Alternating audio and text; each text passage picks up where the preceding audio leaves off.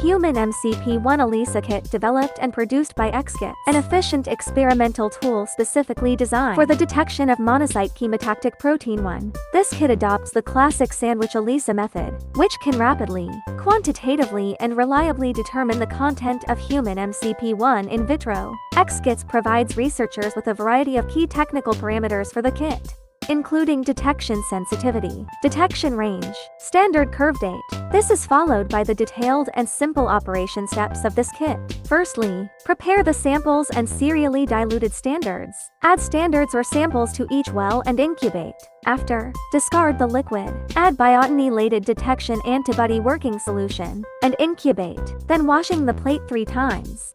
Add HRP conjugated working solution and incubate. Discard the liquid, then wash the plate 5 times. Next, add TMB substrate reagent. Incubate for 15 minutes, and immediately add stop solution. After that, you can measure the absorbance and calculate the results of your experiment. More product information can be found on ExKits website. If you have any questions, you can contact us via email. Thank you for watching, and wish you a smooth experiment.